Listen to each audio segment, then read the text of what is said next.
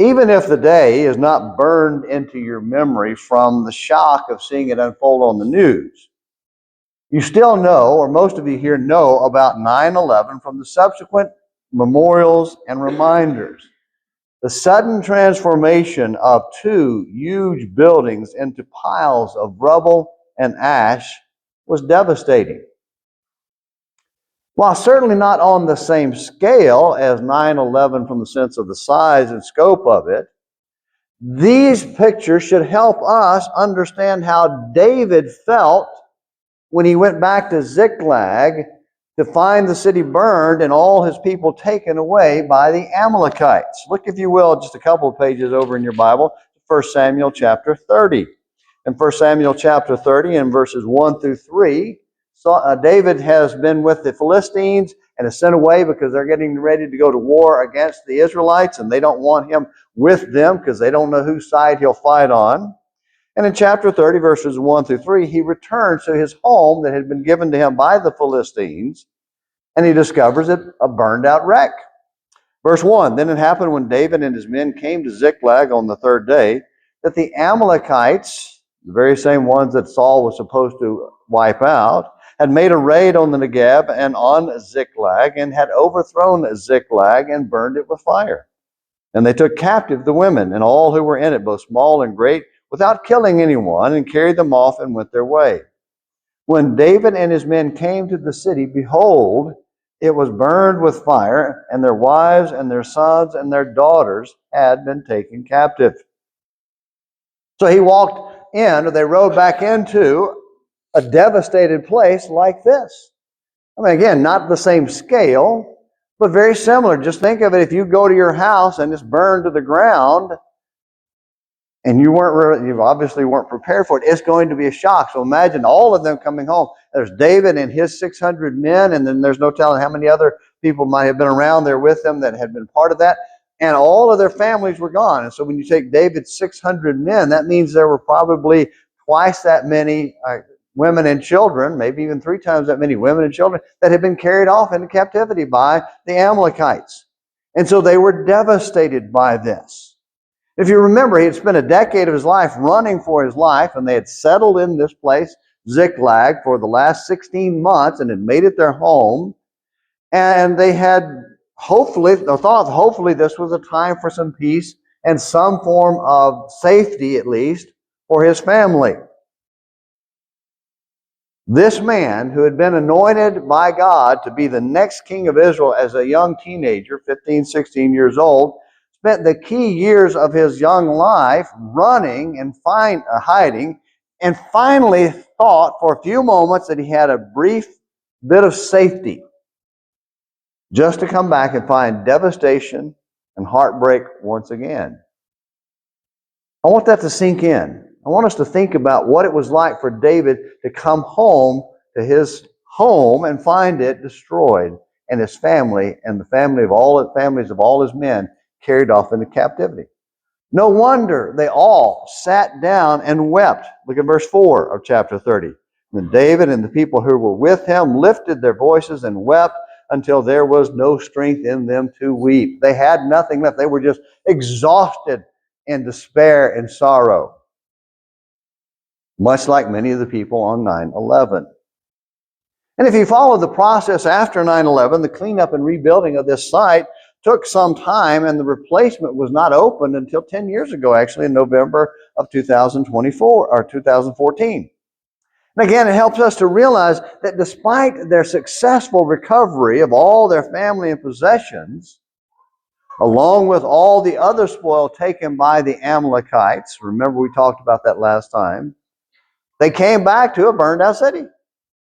They came home, the city had not been miraculously rebuilt, so they were camping out and sleeping out in the outside because their homes had been burned down.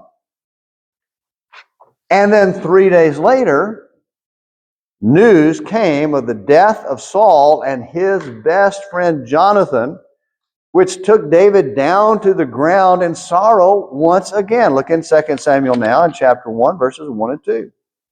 Now it came about after the death of Saul, when David had returned from the slaughter of the Amalekites, that David remained 2 days in Ziklag, On the third day, behold, a man came out of the camp from Saul with his clothes torn and dust on his head. And it came about when he came to David that he fell to the ground and prostrated himself. Then David said to him, from where do you come? And he said, I escaped from the camp of Israel. How did things go? David said, how do you know? Then he finds out that Saul is dead. David is, that his son Jonathan is dead. In verse 11, then David took hold of his clothes and tore them, and so did also his men who were with him, and they mourned and wept and fasted until evening for Saul and his son Jonathan, and for the people of the Lord and for the house of Israel, because they had fallen by the sword. Just an emotional roller coaster. Safety. Well, Philistines don't touch me. I go home. My house is burned down. Our village is burned down. Our families are carried off.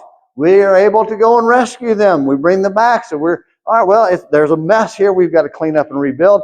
And then 3 days later, you find out that your best friend has been killed in battle and the Israelites have been defeated by the Philistines. I think sometimes we forget the things that David went through even in his younger days, even in these days when it seems like everything sort of should be looking up for him. I mean, after all, he's supposed to be the king. Now he's free from the fear of Saul, but his best friend is dead. And Israel has been shamed. So for for the survivors of the 9/11 and their families and friends, when they found out that their family that had been missing was alive and well, there was hope and joy even amid the sorrow. And in the same way, David would have felt that kind of hope and joy in the middle of his sorrow. Now that Saul was dead and his friend Jonathan was dead, but now there's a chance for him to step up and become king and become the king that God had chosen for him, had selected him to be. The path to the throne was finally open. Or was it? Well, yes and no. No, in that it didn't happen as soon as David would have hoped, because it took another 7.5 years before David became king of all Israel. But eventually it came to fruition. And so tonight, as we continue our series, David, a Better Man, we're going to look at it from the standpoint of the section I've called Forging a Kingdom. And we're going to look at 2 Samuel chapter 1 through 10. 2 Samuel 1 through 10. And just like last week, there's just so much here to cover, just too much to cover in any kind of detail. So we're going to look at it in 5 parts. We're just going to look at 5 sections that we're going to pull out and some ideas that we're going to pull out from the text to get us an idea of the life of David and some of the good things about him. I don't want to spend a whole lot of time on the bad things that David did and the mistakes that he made. They're many and they're real and they're serious, and we'll have to talk about them some. But we're trying to get a picture and a flavor of David, that we don't always look at. There are certain parts of his life that we look at. Obviously Goliath, and then running from Saul, and then the promise of God that his son would be God's son, and establishing the kingdom, and David and Bathsheba. But there's a whole lot of other stuff that goes on around those that I think it's valuable for us to spend some time looking at it. So let's do that tonight. What we're going to look at is David is crowned in Hebron. That's first thing we're going to look at. Then the civil war that took place between Judah and Israel. And then the crimes and punishment, a section I call crimes and punishment. And then capturing a capital. And then finally a conquering king. We see David really stepping up and taking over and building a kingdom. And that's why we call it forging a kingdom. Let's talk about being crowned in Hebron. That's in chapter 2, verses 1 through 7. And there's just a few things in this text. Let's read verses 1 through 7, and then we'll talk about a few things from the text. Then it came about afterwards that David inquired of the Lord, saying, shall I go up to one of the cities of Judah? And the Lord said to him, go up. So David said, where shall I go up? And he said, to Hebron. So David went up there, and his 2 wives also, Ahinoam the Jezreelitess, and Abigail, the widow of Nabal the Carmelite. We talked about her before. And David brought up his men who were with him, each with his household, and they lived in the cities of Hebron. Then the men of Judah came and there anointed David king over the house of David. And they told David, saying, it was the men of Jabesh Gilead who had buried Saul. David sent messengers to the men of Jabesh Gilead and said to them, "May you be blessed of the Lord, because you have shown this kindness to Saul your Lord, and have buried him. Now may the Lord show loving kindness and truth to you, and I also will show this goodness to you, because you have done this thing. Now therefore let your hands be strong and be valiant, for Saul your Lord is dead, and also the house of Judah has anointed me king over them." Now, a couple things that we want to look at in this text. First of all, I want you to notice how David has changed a little bit, or maybe reverted is a better word here. In his days of running and hiding, he seemed to kind of lose his way, and many go for many periods, long periods of time, without contacting and reaching out to and following God and seeking God's will. Remember how we talked about one of the first things he did when he was realized that Saul was going to try to kill him no matter what, and he flees and he goes to Nob, where the high priest is, or Abiathar the high priest is, or Ahimelech the high priest is, and then lies about why he's there, and then builds on the lie to get food and a sword from him. And then as a result of that, over 80 priests are killed, and then the city is ransacked and destroyed because of David's lie and getting them involved in supposedly by Saul's accusation of helping David. So he's lied. Then he goes and hides with the Philistines and has to act like a drooling fool. And all of these are in 1 Samuel chapters 21 and 22. And then we have the period where he nearly murders the whole family of Nabal. And that's where Abigail came in and rescued her family and saved David from that atrocity, before finally settling down with the Philistines. And that didn't work out very well, because as we've seen, he had to pretend to go raid the cities of Israel to keep the Philistines happy with him. And so he had to go out and be a plunderer himself, going into other towns and cities and plundering them. David, and then coming back and lying to Achash, the king of Gath, and saying, "Yeah, I've been killing Israelites." So in this time frame where David's running and hiding, he's becoming quite a convincing liar. I think sometimes we just don't see that happening. And so there are some problems with David there. But now, I want you to notice back again in verse 1 of chapter 2, it seems like he's changed his heart a little bit. He's realized, I've got to turn back to God. I've got to go back to God. Notice in verse 1, he says, David inquired of the Lord. So now he's saying, all right, I have to find out what God... And actually, that really started there when he came back to Ziklag just a few days earlier. We don't know how long a time frame this is, but just a little bit earlier when he came back and I've hit bottom. I've hit bottom. Everything's at the bottom. There's nowhere to go but up. And so in chapter 30, that's when he said, I want you to notice back in chapter 30 of 1 Samuel, says that at the end of verse 6, but David strengthened himself in the Lord his God. Then David said to Abiathar the priest, the son of Ahimelech, "Please bring me the ephod." So Abiathar brought the ephod to David. David inquired of the Lord, "Shall I pursue this man? Shall I overtake them?" And he said to him, "Pursue, for you shall surely overtake them, and you will surely rescue all." And so finally David is reverting back to the kind of person he should have been all along, which is seeking God's will, trying to find out what God wants him to do, and then doing that instead of just doing whatever he thinks will keep him alive for the next 24 hours. And so David has a renewed desire to hear God. And so he asked, "Where do I go?" So he asked God first, where to go. Not only does he say, "Should I go up?" He asked that first. And then when God says yes, and the implicit idea is he's going to go up and become king, step into his role as king. And so then he says, well, where should I go? See how David is pursuing specific information from God. He's not wanting just general directions or approval. He's wanting to find out what God wants him to do. So he's thinking ahead. He's asking God before acting, before doing whatever it is that he thinks he needs to do. And so God sends him up there, and he goes up, and he's anointed as king over Judah. Notice again, this is just Judah. This is not all of Israel. And verse 4 says, then the men of Judah came up and there anointed David king over the house of Judah. That's in Hebron. So now he is anointed king over Judah.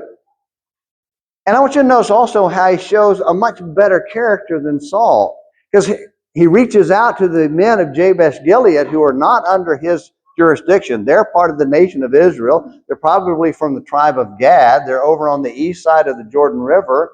They're not part of the Judah at all. And David reaches out to them and congratulates them and praises them and offers to and recognizes what they have done.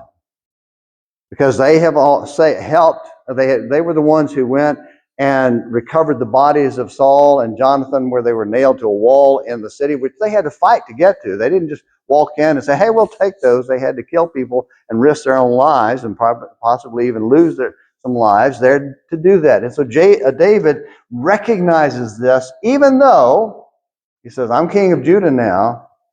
You're not, but way to go, guys. Way to go. So he praised them, showing a much better character. But then that leads us to the second point, and that is civil war. The civil war between Judah and the nation of Israel. When Saul, general Abner, who was also Saul's first cousin, quickly seized control of the army there in 2 Samuel 2, verse 8, and made Saul's surviving son Ishbosheth, which is an interesting name, son of shame. And so there's no explanation of why Ishbosheth didn't die like Jonathan and the other sons in the battle. Maybe he didn't even go. Maybe we don't know. So that would be all the speculation. But he's out of the picture, out of the battle, and now Abner comes along, and it shows he doesn't have the character to become king on his own. Abner makes him king. Verse 8. But Abner, the son of Ner, commander of Saul's army, had taken Ishbosheth, the son of Saul, and brought him over to Mahanaim, and he made him king over Gilead, over the Asherites, over Jezreel, over Ephraim, and over Benjamin, even over all Israel. And so he took them over on the east side of the Jordan again. So you had the west side, which is where Jerusalem and where they had been living, but they had to go over to the east side. And so you've got the king. You have Ishbosheth made king, and his throne is set up over there because they basically ceded most of the control to the Philistines. You've got David down in Judah. You've got all the rest of the tribes now subjecting themselves to Abner and to Ishbosheth, Saul's son. And it's just a mess, except for David is beginning to build a coalition and a group down in Hebron and demonstrating why God made him powerful, made him king, and demonstrating the administrative power and abilities that Saul just never seemed to have. So there's a war between them. And then during this war, Abner is actually the power behind the throne. He sets him up as king, and it's just kind of the power behind the throne. And there's a lot of stuff here in this text that we can look at. So I want to notice a couple things. Beginning in verse 12, Abner, Ishbosheth's not involved in this. He's not there. Abner brings a bunch of men over to the west side of the Jordan to basically kind of try to see who's going to have control over that side of the land, in contrast and in battle against David. And so they meet up with Joab. And this is the story where they meet at the pool, and they're sitting on both sides of this pool of water. And Abner and Joab say, well, let the young men fight. That's the way wars usually are. Young men go out and they kill each other. And so they go out, and these 12 guys come out from each side, and each one of them kills the other one. And as a result of that, a war becomes inevitable. Civil war now is going to take place, and for several years, for about 7 years, there is a fight between Judah and Israel, civil war between them. And at the end of this, in chapter 3, in verse 1, it says this: Now there was a long war between the house of Saul and the house of David, and David grew steadily stronger, but the house of Saul grew weaker continually. So David was demonstrating not only that God was with him, but he was again seeking God's will in what he was doing. And so he became more powerful and more successful. And eventually there's conflict between Abner and Ishbosheth, because again, Abner's the power behind the throne. And Abner decides to go down to David and say, you know what, David? You're the one that's supposed to be king over all Israel. Now, I want you to think about that. Abner's not a good guy in this story. He really isn't. Because when he has an argument, it's obvious that he's trying to gain more power over Ishbosheth and finally, but is not willing yet to just take over completely. And he's confronted and insulted by Ishbosheth for what he's doing. And so he gets mad about it. He says, all right, I'm just going to take the whole nation and give them to David because he's supposed to be king anyway. Abner knew that David was supposed to be king, so there was no reason he should have been involved in setting up a rival kingdom and creating the civil war in the process. But there's a lot more to that story, and we won't take our time up with all of that. So let's jump to the next point, crimes and punishment. And I use the word crimes and punishment because there are multiple crimes, and we're not going to be able, again, to look at all of them. In the first battle, we talked about this battle where Abner and Joab have the men fight against each other, and then there's a fight that starts as a result of that, a battle. And the Israelites end up fleeing across the Jordan River as they're being chased by Joab and Judah. And in the process of that chase, Abner's being chased by Joab's brother, who is apparently, according to the text, very fast. He's a fleet-footed young man. And so he's chasing Abner, and they're fleeing as fast as they can to get away. And Abner has kept pleading with him, turn aside, don't follow me, go after some of the young men. And finally stops and kills Joab's brother in battle. And Joab has not let that go.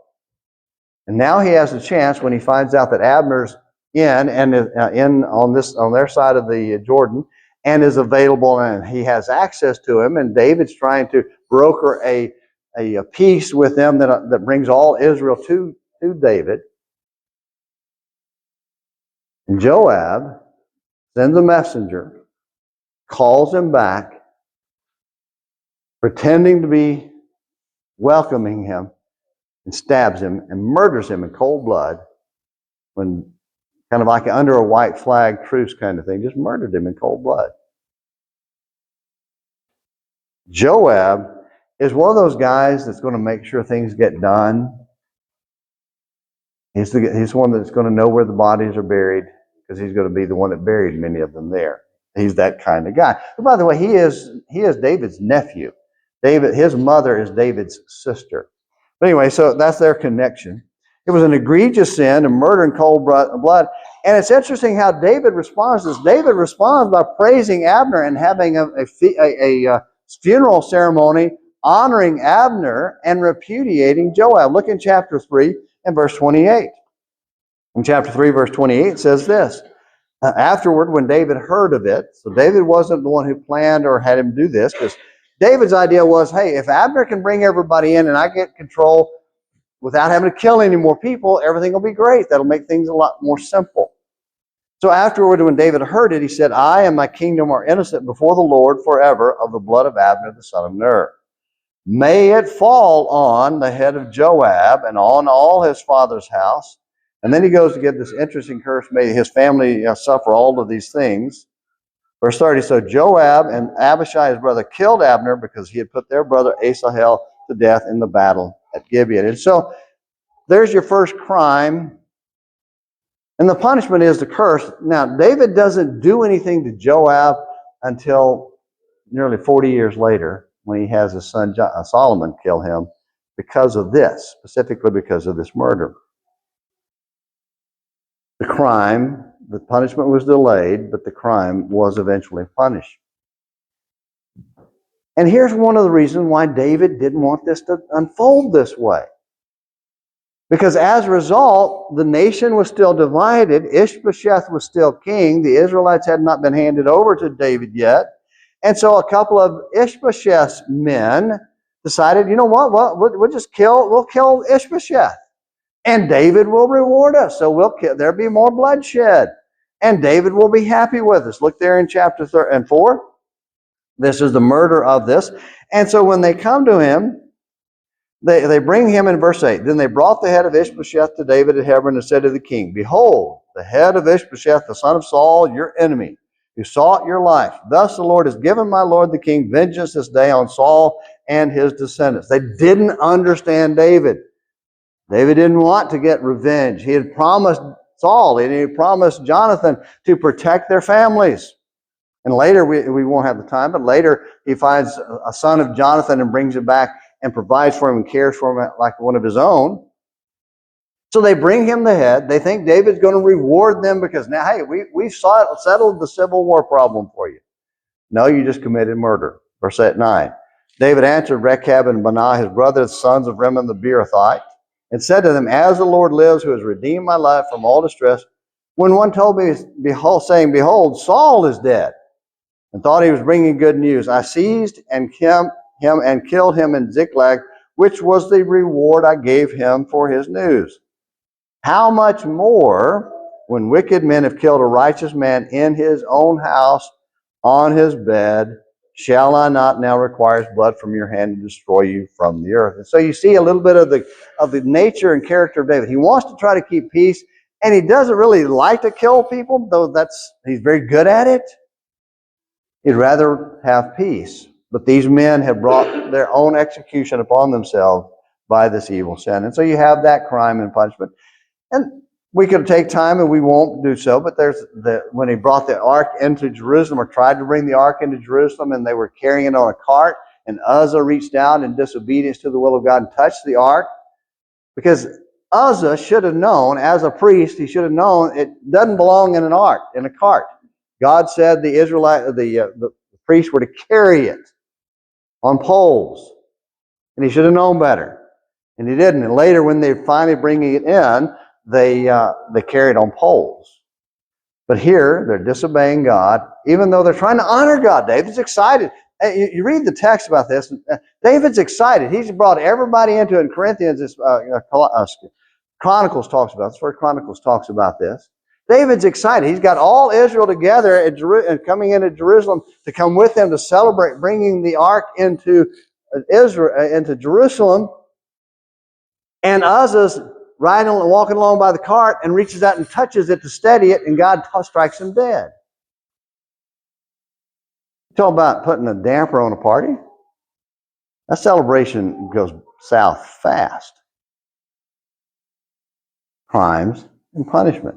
And then, of course, there's in chapter 11 and following, which we won't talk about really in this study or any of these, where David's sin with Bathsheba and the murder of Uriah that ends with basically God saying, sword's never going to depart your house, David. Three sons die as a result of this sin.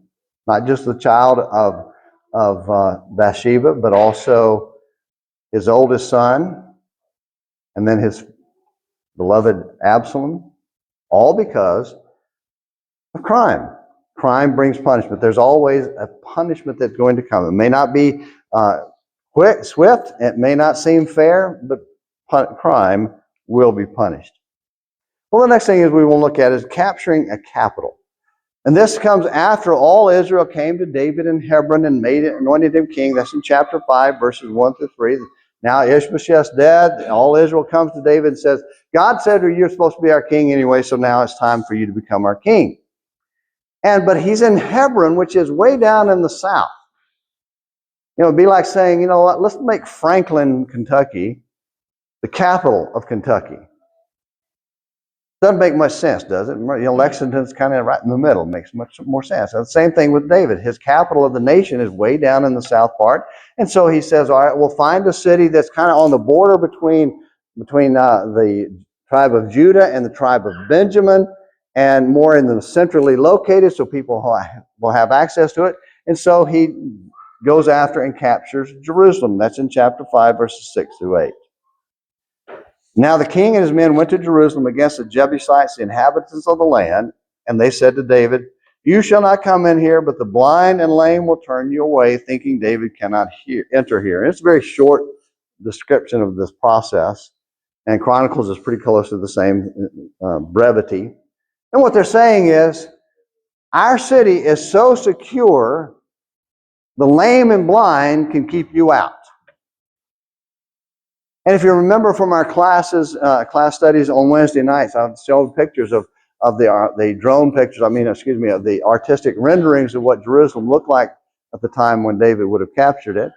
And it was on a hill surrounded by steep valleys on three sides. And so it would have been very difficult to take. Verse 7, nevertheless, David captured the stronghold of Zion, that is, the city of David. And notice how David kind of mockingly responds to their jibe.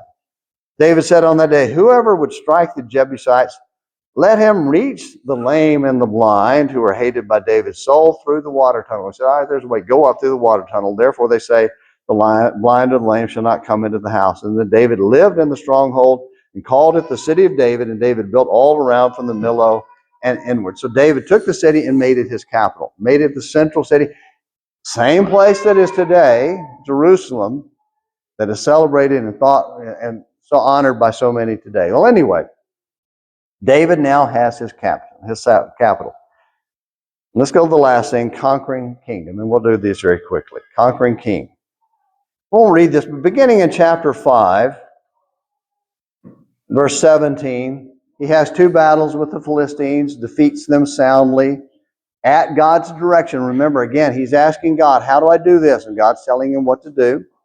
Then chapter 6 has the moving of the ark, but then after that, just a record of their continuing triumphs. Chapter 8, if you have one of the Bible that has headings in it, chapter 8 will probably say David's triumphs as he defeats all these armies. He conquers the Philistines, the Moabites, the Zoabites, the Arameans. Arameans, remember, are Syria that we've been talking about in our Wednesday night Bible class. The Edomites and the Ammonites. All of those become subject to David. I got this map I wanted to show you. David's kingdom, the extent of his kingdom, forging a kingdom. So by the time he had been king 20 years, he was basically ruling over all of this territory from the brook of Egypt, which is the divider between them and Sinai. So this is the border that God had promised. All of this here on the east side is just bonus land. It was not part of the promise in the first place. And then all the way up to the Euphrates River. All of this was under David's control. He exercised power, and then Solomon comes into power, and it expands all that. Expands on all that. So David is now a conquering king. He has forged the kingdom that God had promised him, that God had promised Israel, and now the kingdom that God had made him king over when he was a 15, 16-year-old boy is under his control. And by this time, he's in his early 40s. So it's been taking a while, but now it's his. Well, there we have all of these events. We have him now conquering and forging a kingdom. And let's wrap up with some takeaways. And then the lesson will be yours. Some takeaways. First thing is, serve God. Then the kind of theme through all this is that David was a servant of God. First thing is, serve obediently. Do God's will, not ours. You saw how David would get in trouble when he would do things his way? But then when he would go to God and seek God's will, how things would go well for him. God would prosper him because he was wanting to do what God said. So if we're going to be servants like David, or we're going to be like David, we need to serve obediently. But not only do we serve obediently, we need to serve humbly. One of the things you see throughout this is David's humility before God. And if we're going to serve God like David, we need to serve humbly and so seek God's glory, not our own. Second thing is we need to serve patiently. Remember, he had over a dozen years where he's just running for his life. And then now Saul's dead. Now I can become king of Israel. Abner, Ishbosheth. Okay, now I'm just king of Judah for another 7 years before the nation is united. Patiently. God does not work on our time schedule. We're a microwave generation.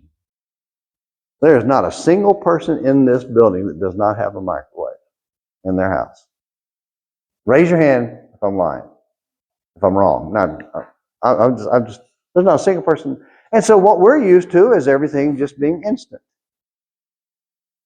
David had to wait, and he had to wait. And so I think we forget what it's like to have to wait and be patient.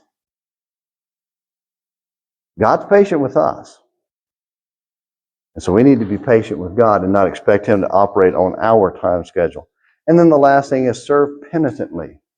When David messed up, and especially we didn't talk about it tonight, but with Bathsheba and Uriah, when he was confronted for his sin, unlike Saul, and this is where the big difference was between David and Saul. When God confronted Saul through Samuel for his sin, Saul was always making excuses. It's not my fault. It's not. I did God's will. It's not. It's their fault. It's the people's fault. It's everybody else's fault. It was never his. When David was confronted with his sin, it was always, I have sinned against God and against these people. David admitted his sin. And if we're going to have a heart after God like David, then we have to be penitent people, because God forgives when we repent. Well, those are your takeaways. Let's wrap up. Go ahead and get your songbooks out, and let's wrap up with just a couple of thoughts here as we conclude. We didn't talk about it tonight. We're going to talk about this next Sunday night, about the promise of a son in 2 Samuel chapter 7. So if you want to read ahead for next week, 2 Samuel chapter 7, the promise of a son that would be God's son. And that Son of God would reign forever. And so the question is that this king, who will be Jesus, who reigns now on his throne in heaven, where God promised his throne would be, David reigns there. He is king. And he calls on all of us to submit to him, to serve him. And so as we conclude tonight, the question is, does King Jesus reign in you? If not, how can we help you? Let him do that. If you need our help in any way to be right with God, we beg you, please come while we stand, while we sing.